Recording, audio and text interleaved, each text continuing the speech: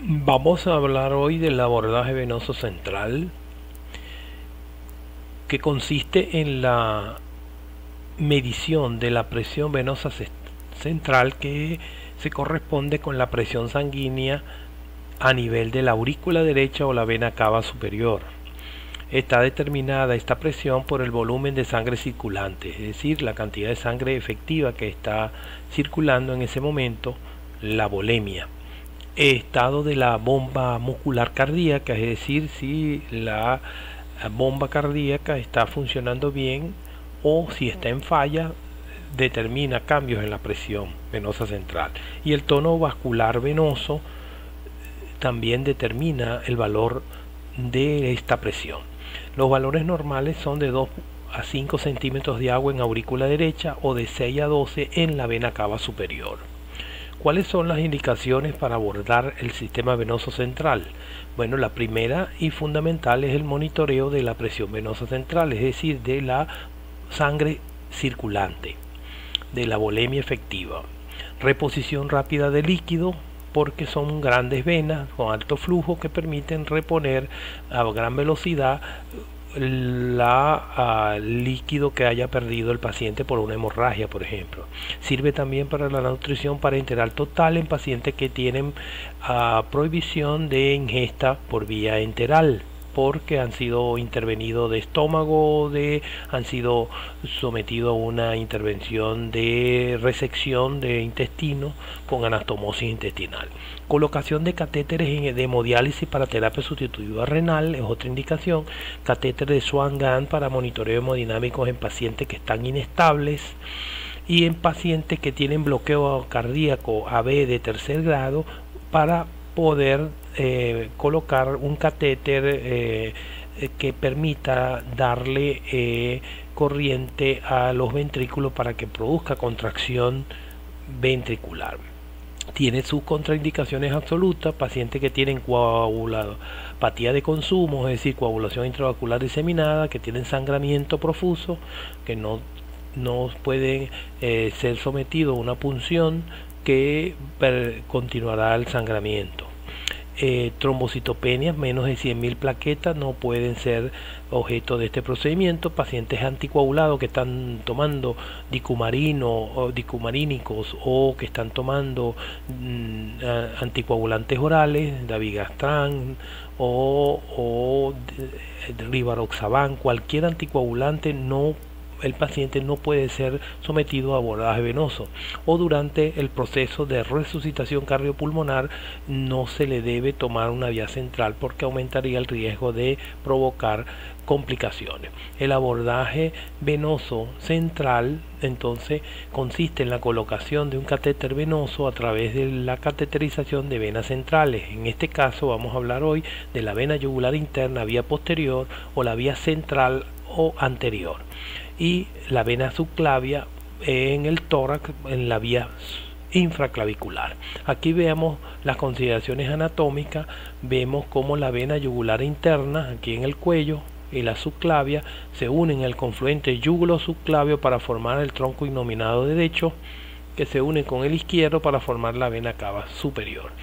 El abordaje por la vena yugular interna derecha es preferido respecto a la izquierda, dado que la yugular interna cae casi directamente en la vena cava superior. El abordaje subclavio o del lado izquierdo hace acodaduras que a veces hace difícil pasar la guía y el catéter. Para acceder a la vena yugular interna son muy buenas las referencias de las inserciones del haz clavicular y esternal del esternocleidomastoideo, haz external, haz clavicular del esternocleidomastoideo, que nos van a permitir hacer el abordaje. Vean las referencias, los reparos anatómicos en el cuello. Aquí está la tráquea, detrás el esófago, el nervio frénico, el nervio vago en el paquete vasculonervioso del cuello. El equipo necesario para el abordaje es este equipo, que viene completo, todos los partes que se requieren para hacer el abordaje. Aquí vemos ya sacados del los elementos del catéter sacados del empaque. Tenemos la inyectadora con la aguja, tenemos un bisturí, tenemos una guía metálica, un dilatador y el propio catéter puede ser doble lumen o triple lumen, y los sujetadores del catéter una vez que esté colocado.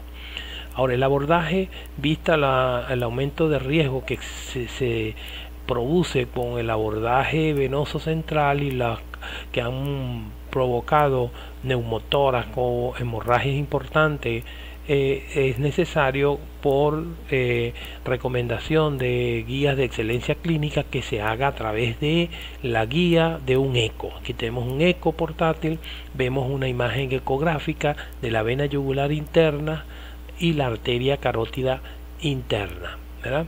Lo característico es que la yugular esté por delante de la arteria carótida y que es compresible. Cuando se le aplica presión al traductor, se ve cómo la yugular se comprime. Cuando usted afloja, ve cómo la vena yugular se expande.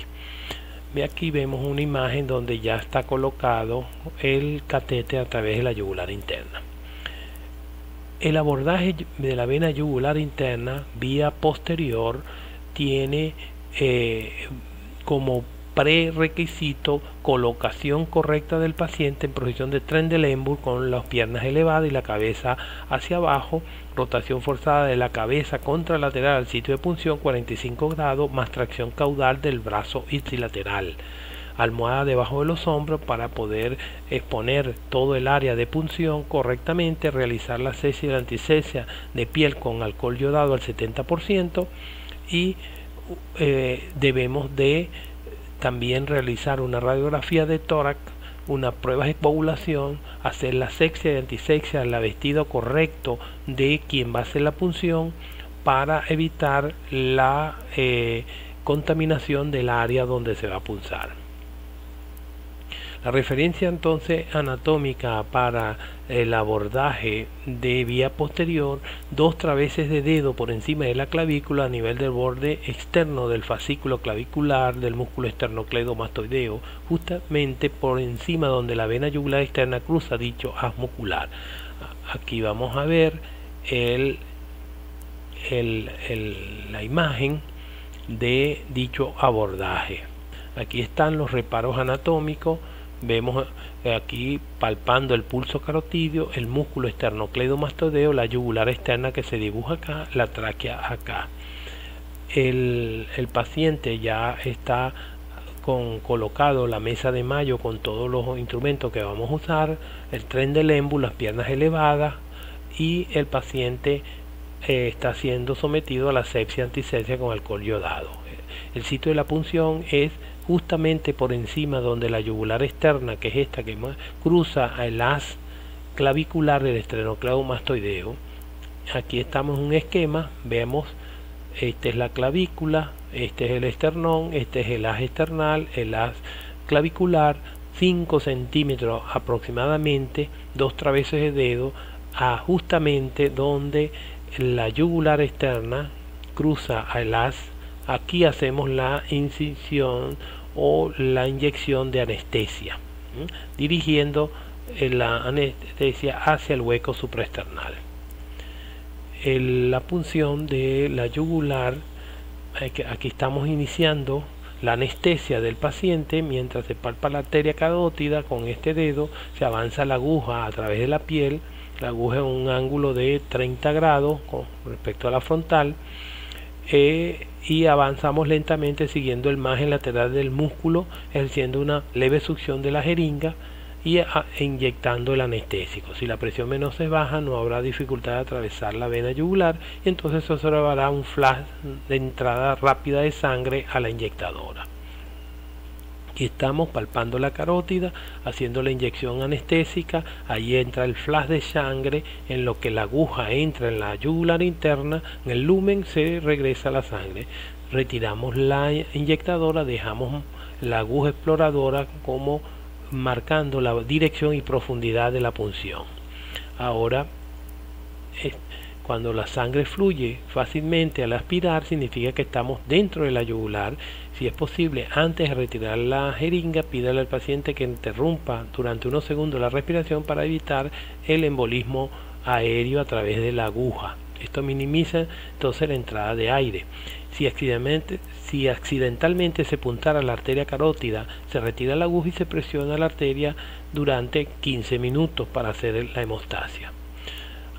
Una vez que tenemos tomada con la aguja la vena yugular, pasamos a través de la aguja un guiador, ¿verdad?, metálico o de silé, y vamos avanzando esto hacia la posición intravascular dentro del tórax.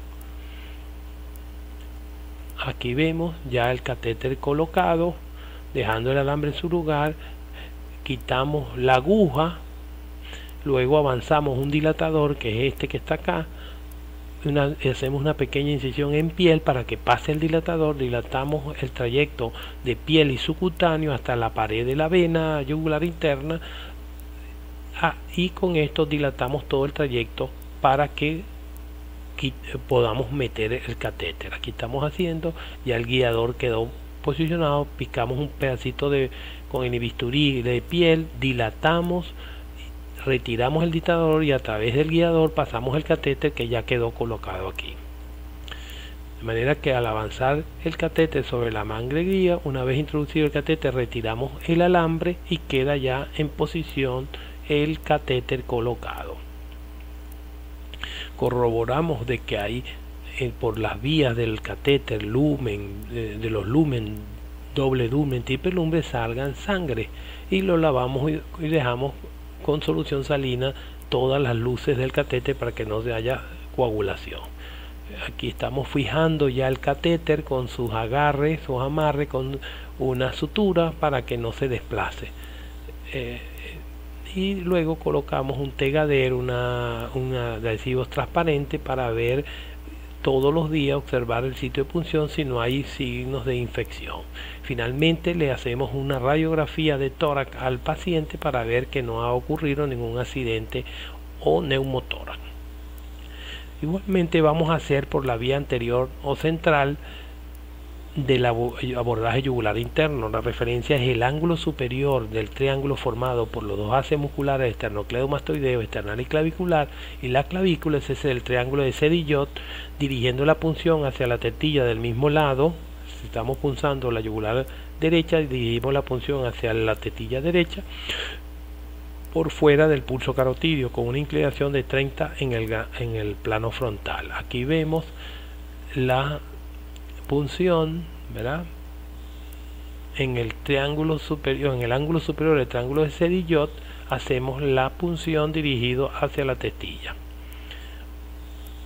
En este caso existe la diferencia del abordaje anterior, central y posterior. En este caso el abordaje anterior estamos por fuera del pulso carotidio, dentro del haz external, ¿verdad? Este es el posterior, descrito por Defalque, y este es el central. En el triángulo de Sedillot hacemos la punción. La referencia anatómica para el tercer abordaje, que es la subclavia, viene dado por 1 centímetro por debajo de la clavícula, dirigido en la unión del tercio interno con el tercio medio de la clavícula hacia el hueco external. Dirigimos la punción pasando por debajo de la clavícula y por encima de la primera costilla. Esta es la referencia: clavícula, aquí está la yugular, aquí está la vena subclavia, y dividimos la clavícula en 3/3 y la unión de 2/3 interno con el tercio externo. Allí hacemos la punción dirigido hacia el hueco supraesternal. Aquí estamos, el pasaje de Trendelenburg. Estos son los reparos anatómicos. Obsérvese que la punción la aguja debe pasar entre la clavícula y la primera costilla para evitar punzar el pulmón que está aquí detrás. Estamos haciendo la anestesia.